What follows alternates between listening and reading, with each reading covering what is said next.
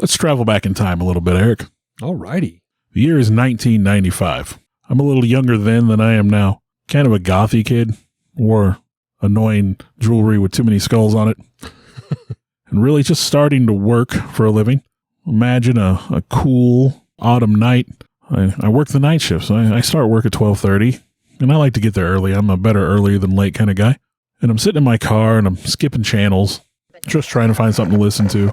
And I'm particular, so there are very few radio stations around here that really grab my interest. And I jump to the AM stations. And I'm skipping around the AM stations, and I hear a voice I've never heard before, but I got to be quite familiar with over the years. And I don't know who he is at that moment in time, but I know what he's talking about. And I was fascinated with vampires, Eric. Interview with a Vampire. I had read the books. I'd seen the movie, The Lost Boys. Oh. You talk about vampires, yeah. I was there. And he's talking about some creature in South America leaving corpses behind with puncture marks. A vampire beast. Leaving bloodless corpses behind. And I think this is right up my alley. And it's just a short little while later when I realize I'm listening to Coast to Coast AM with Art Bell. And again, I would become very familiar with that radio show. Golden classics. He was talking about the Chupacabra. And at a certain point, that creature entered into my brain.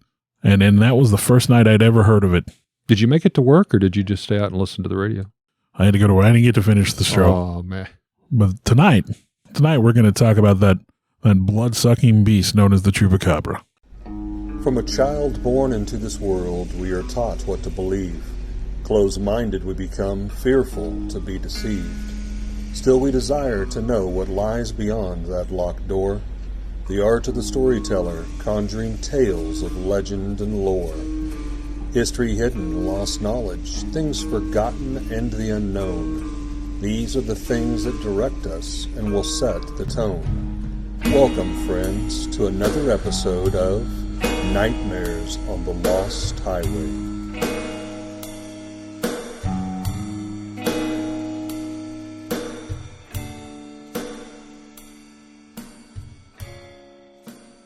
Like I said, tonight we're talking about the Chupacabra, which literally translates into goat sucker from the Spanish.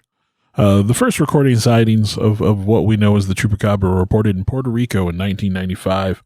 Chupacabra has no folklore or history prior to that. It's relatively a new cryptid. Now, there are some instances before 1995 that could be linked to the Chupacabra. We're going to talk about those a little bit. But it does derive its name from the creature's habit of attacking livestock and drinking their blood. Now, we do have two distinct types of Chupacabra when we talk about the Chupacabra. The original South American, Puerto Rican version is a small alien-like reptilian creature. It is short in stature. Many describe it the size of a small bear. Skin is usually described as covered in hair, usually black, but with the ability to change colors like a chameleon. It has a row of pointed spines that run down the middle of its back, large black eyes, and is said to move in a hopping fashion similar to that of a kangaroo. Some people describe a sulfur-like odor when they encounter the creature. Some don't. It does have a tail, and some people say that the tail is used to help guide the creature when it flies, which some accounts do have the Chupacabra able to fly, some don't. Occasionally, sightings of the Chupacabra are accompanied by UFO sightings. Now, we'll dig into that a little bit more. Now, sightings have been reported as far back potentially as 1970. And again, we don't have documented sightings of the Chupacabra until 1995, but there are events prior to that which you could attribute to a similar creature. Mm-hmm. You know, Puerto Rico seems to be the focal point. There have been sightings of Chupacabras as far north as Maine and as far south as Chile. And they do have sightings outside the Americas, such as Russia and the Philippines. The first real documented potential Chupacabra attacks, you could say those happened in 1975 in the small village of Mocha. These were originally attributed to the El Vampiro de Mocha, or the Vampire of Mocha, and the locals believe they were committed by a satanic cult. Basically, a lot of livestock had been turning up dead. Many farms in the area were losing animals, and each animal was reported to have had its body bled dry through a series of small circular incisions. As we talk about the Chupacabra, you're going to find that a lot of these stories do kind of bear some similarities to the cattle mutilation phenomenon. I don't believe we've talked about that yet on an episode. A little bit we've touched on it on some of them. Yeah. But you almost have the surgical precision, like removal of organs and stuff like that, which There are various explanations, and if we ever do a full-on cattle mutilation episode, we'll talk about those. But you have this 1975 potential Chupacabra attack. Now, in 1995 to 96 is really when the Chupacabra comes to prominence. Like I said, they were talking about it on Coast to Coast AM when I was a much younger guy in my teens, listening to the radio and just fascinated with this story. Like, the Chupacabra just grabbed my attention. And after that, I became a regular listener of Coast to Coast AM. I wanted to know more about this thing. And then, if you listen to Coast AM, they really, every episode's a different thing and really similar to our podcast, but earlier version. Yeah. And really, I've said this before, I think if you're listening to us, you're probably familiar with Coast to Coast AM. Between 1995 and 1996, there were over 2,000 animal deaths in Puerto Rico blamed on El Chupacabra. The first attacks actually blamed on Chupacabra happened in March of 1995 when 8 sheep were discovered dead in Puerto Rico. Each had a puncture wound in its chest and was drained of blood. And this would have been in the town of Canovanas. And in August, there was an eyewitness, Madeline Tolentino. She reported seeing the creature. She described the creature as 4 feet high, with oddly wide dark eyes, thin arms, 3 fingers, and it stood on 2 legs. They said the creature lacked ears, had small air holes instead of a nose, feathery spikes on its back, and I'd like to report that it lacked genitals. That's a pretty up-close observation. Yeah, you're really paying attention when you can give you that kind of detail. And in this particular Puerto Rican village, there was as many as 150 farm animals and pets reportedly killed. Now, after this first wave of attacks, other animals were reported in other countries all over, in the Americas and South America. Argentina, Bolivia, Brazil, Chile, Colombia, the Dominican Republic, El Salvador, Honduras, Mexico, Nicaragua, Panama, Peru, and even as far north as the United States. Now, this little alien-like creature was pretty active, and he was running around all over the place. October 29th, 1995, which this is probably the story that would have caught the attention on Coast to Coast, the one that I was listening to. The mayor of Canovanas, Puerto Rico, gathered the townsfolk together, and they were going to put a stop to what's going on. So it's documented that they did have a baby goat locked inside a 5 foot by 5 foot cage. Well, not necessarily. He wasn't locked in there. He was a bait. Right. And they were going to capture the Chupacabra in this 5 by 5 cage. The intent was to capture. They did not want to kill it. And even supposedly they'd heard some gunfire from outside of town, and one of the villagers came running up, and he's like, "I saw the Chupacabra." And they're like, "You fool, quit shooting at it. We want to catch it." They didn't want to run it off. They didn't want it out there. Favorite movie line? He's no good to me dead. Yeah, he's no good to me dead. But the beast had been attacking all manner of livestock in the town. It got to where locals were afraid to leave their homes. As a matter of fact, the witness I mentioned earlier, Madeline Tolentino, she was so traumatized by seeing the beast that it said she had to be hospitalized. Wow. So imagine, again, this little hairy, gray-eyed demon hopping around like a kangaroo. Or flying. It almost sounds comical, but yeah, apparently it so, messed with her and her well-being, and she ended up being hospitalized because she saw it. Also, the same kind of flap, you have a Michael Negron, an engineering student, said he watched the beast for about 10 minutes from his balcony. He described it as having skin like a dinosaur with multicolored spikes and eyes the size of hen's eggs. So you get a pretty consistent description, although the skin, some describe it as reptilian, some say it's hair covered, some say it's like a dinosaur. Some said it had feathers. Yeah. So you have another local, Luis Ismael Guadalupe, was fishing when he saw the creature, and he described it as as ugly as a demon as it swooped through the air. So here you have that flying Chupacabra. Now, does this have wings, I assume, then, in this version? My readings is that it was, if you want to compare it to like a flying squirrel, it had that fleshy Kinda membrane. Skin flaps, kind of. Yeah, so it could kind of, maybe it could be more accurately described as gliding than flying. Okay. But that was the descriptions I had read. All right. He said it had a long, pointed tongue that came out of its mouth, which maybe that's how it's puncturing and draining the blood. And he said it was gray, but that the back of the creature changed colors. So again, you have this color changing, Chameleon, this little kind of, maybe creepy little guy running around. November 18th, 1995, a luminous disc, roughly 40 feet in diameter, with a row of dark windows, is sighted hovering over the radio station at Barranquitas, Puerto Rico. The station's electronic equipment goes crazy, including obsolete equipment from 1957 stored in the station, turning itself on while not plugged into power. Oh, that's wild. Yeah. Now you're wondering, how is this related to the Chupacabra? Well, not long before this particular incident, a female witness had observed the creature roaming the region. So you have these UFO sightings that seem to coincide with sightings of the Chupacabra. So again, is it a natural creature? Is it something being dropped off? I'm kind of being reminiscent here of the Predator dogs in the movie franchise of Predator, kind of deal. So, I mean, there were other sightings of the Chupacabra. There's other stories of the Chupacabra, and we're going to continue to kind of look at that a little bit. But as we get to this point, I do want to say that the origins of the Chupacabra are nearly X-Files-esque. Yeah. In their telling. The locals have story in the 1990s era here that have documented the U.S. military reportedly capturing several extremely vicious Chupacabras in the El Yunque rainforest, and I may be saying that wrong. But what happened to them? What happened to these Chupacabras they captured? Well, let's talk about Roosevelt Roads Naval Air Station, Eric. Ooh. This comes into we're going to get a little X-Filesy here. And if you know me at all, man, I love the X-Files. But let's take a step back. Let's look at 1957. There's a couple of incidents I want to talk about that kind of get us where we're going on this little trip. 1957. There's an alleged UFO crash in the hills of Canavanas, which, again, we've talked about that village twice before.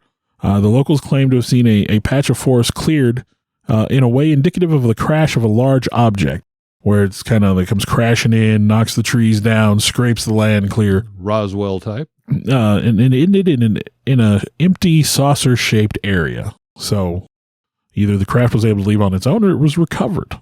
And reportedly, after that, the local populace began to experience gross mutations. I don't know what that means by that. That's sort of left open-ended. Kind of maybe radioactivity kind of thing? So in 1984, we have another alleged UFO crash in the El Yunque rainforest. Early morning, when supposedly a large circular-shaped object crashed into the ground.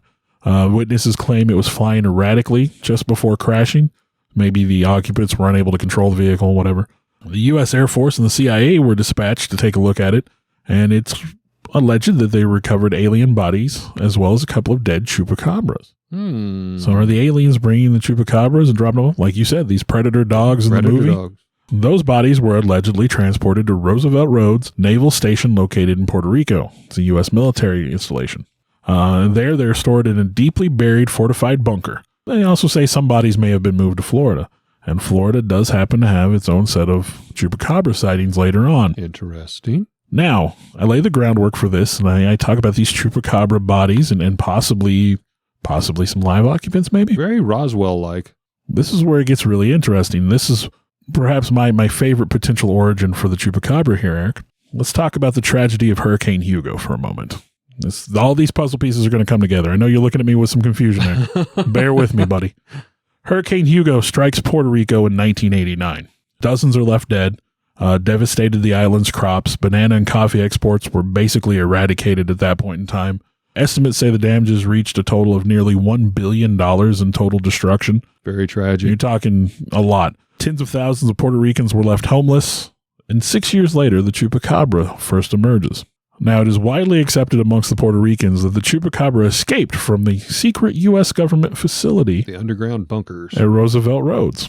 And the hurricane unleashed this little monster upon the world. Apparently, the Chupacabra remained undetected for that time because it was roaming El Yunque rainforest. And I think I've said that two different ways now. Although a lot of people argue that story is not quite plausible. El Yunque is a sizable park. It's about 28,000 acres. It is also a favorite tourist attraction, and it attracts over 1 million visitors per year. And no one reported seeing a Chupacabra there. A lot of boots there. On the ground there, yeah. Yeah, no one reported seeing a Chupacabra there prior to 1995. So, yeah, that's a real X-Files-esque origin story with a secret government facility, and the devastation of the hurricane comes through and unleashes this monster upon the world. And they escape.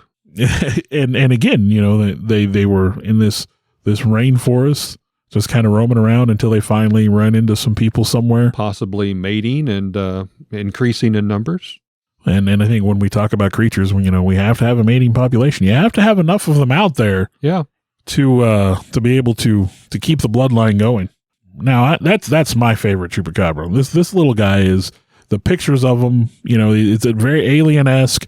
A lot of people compare it to the creature Syl from the movie Species, which came out at roughly the same time. I'm going to tell you, I don't think that looks like Syl, but then again, I watch a lot of movies and whatnot, and I think I like this version of the Chupacabra more than the other.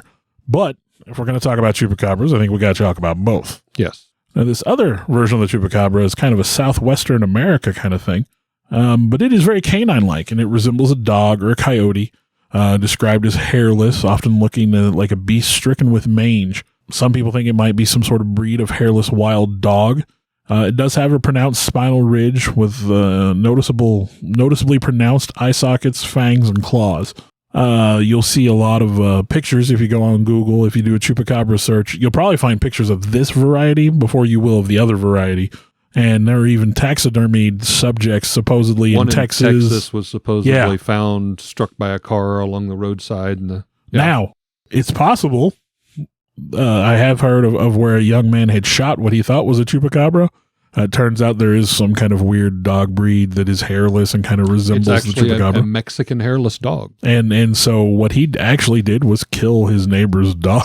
Oops. And not good. Yeah, not that. You don't want to be doing that. That doesn't end well. But apparently this type of Chupacabra wasn't seen really until about the mid-2000s. And you're telling me I'm wrong. I have some earlier accounts back to 1950. Actually. Oh, really? Yes. Okay. Well, I didn't get that far back. Well, the Chupacabra story is much like an onion, sincerely with so many layers. As Bill was talking about, that you've got the Puerto Rican, Latin American, reptilian, alien-like. We've got the Southwestern, more dog, hairless, long fang. But I dove into some killings and some incidences in North Carolina. So I'm going to bring this back a little closer to home, but in the United States.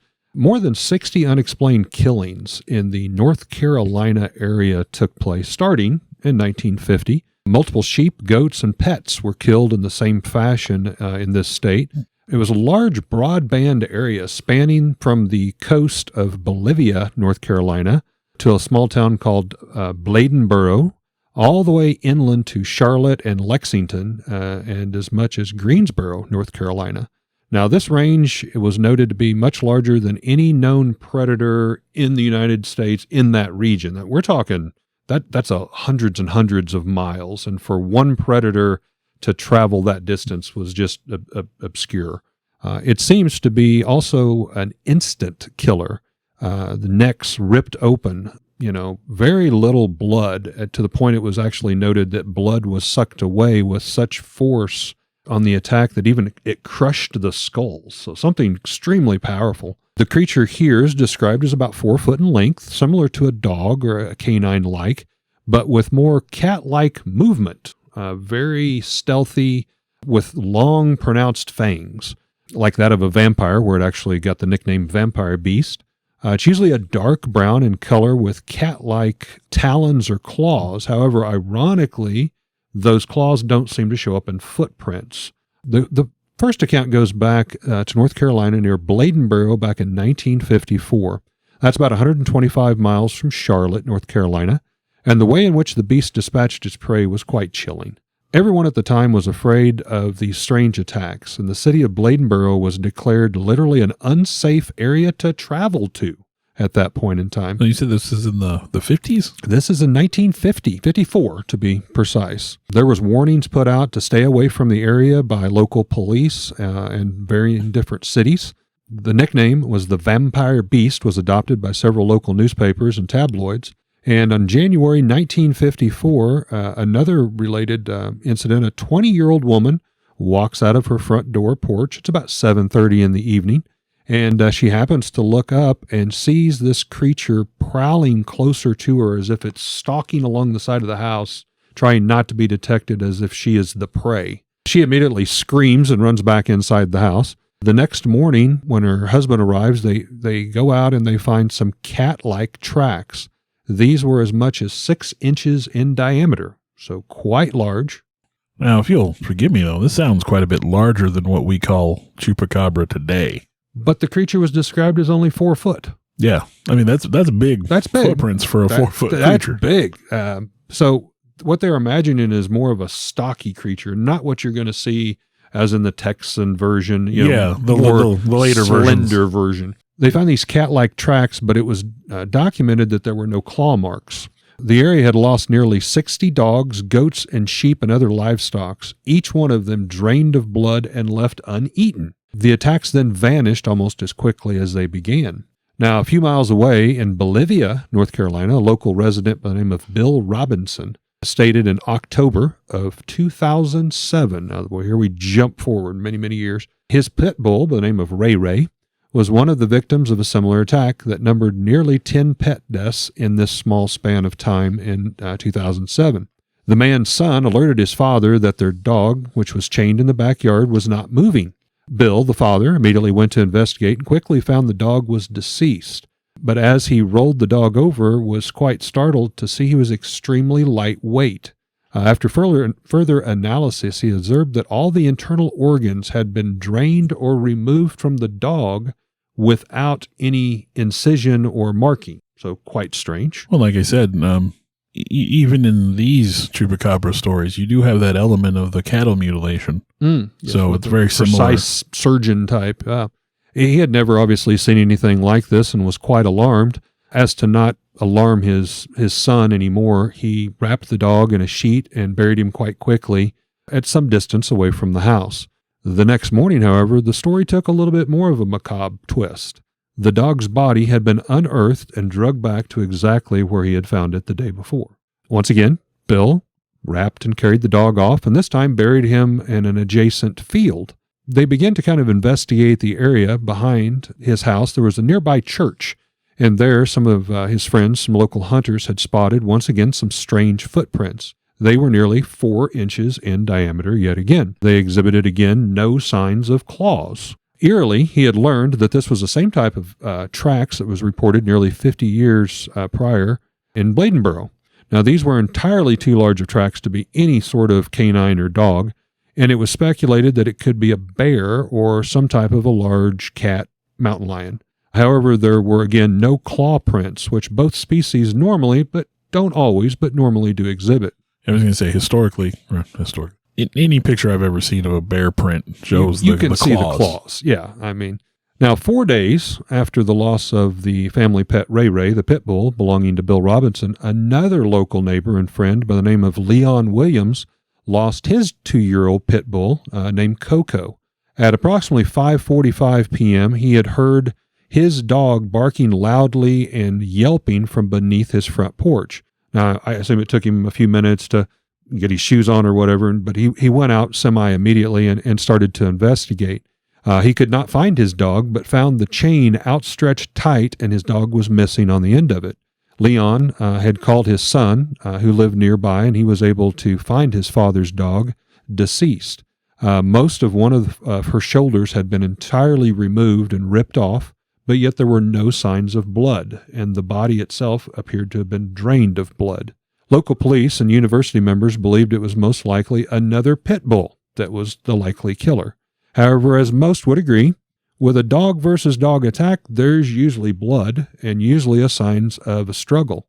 There was not in either case, and again, it seemed the kill was extremely quick and very lethal.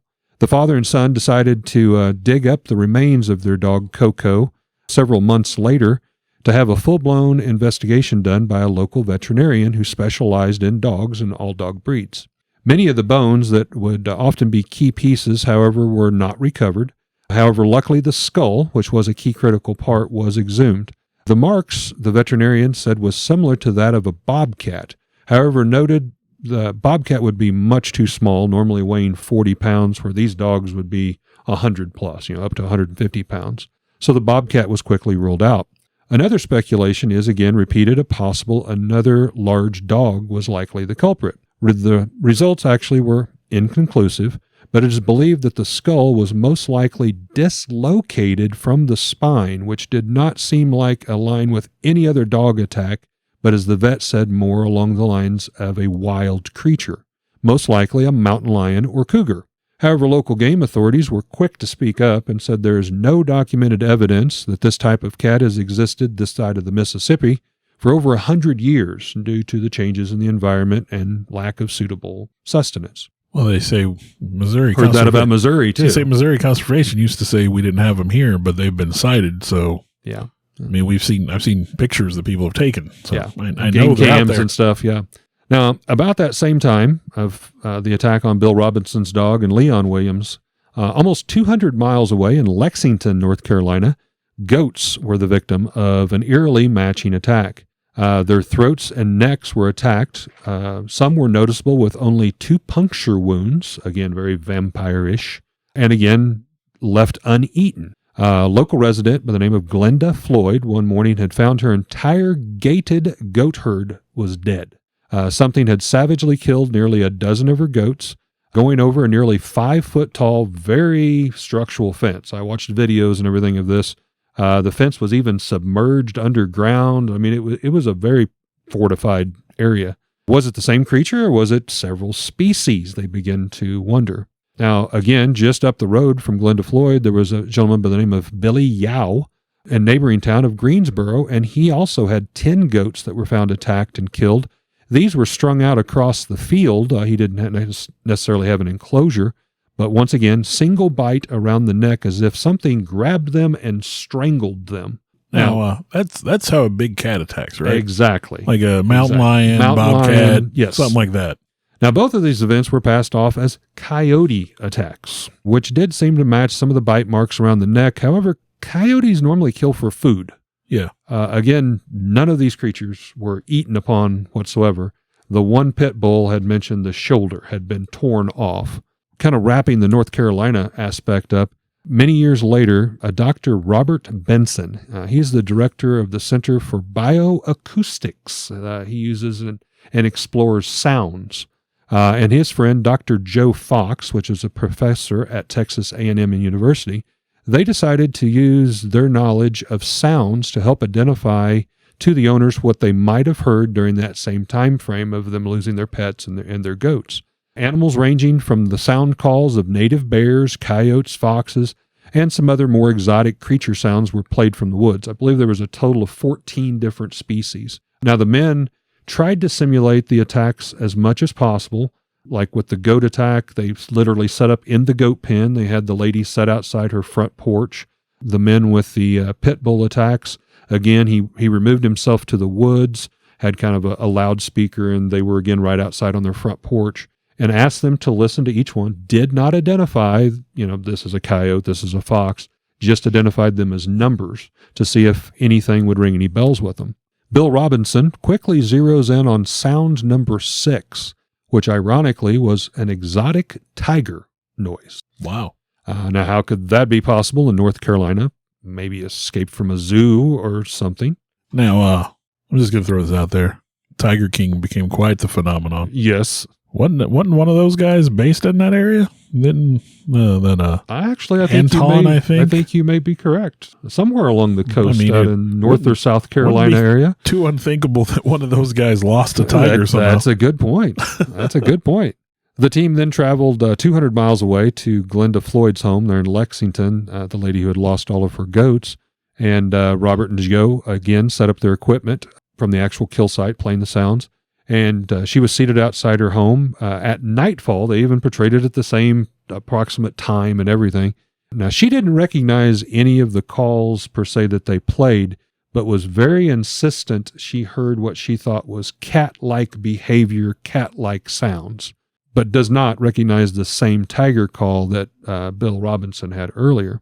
Now, we'd already kind of touched on this, but an update a little bit. 2008 in North Carolina, they started receiving pictures of mountain lions on trail cams. So very much like Missouri, the conservation agency comes out and they're like, no, it couldn't be. It's been over 100 years.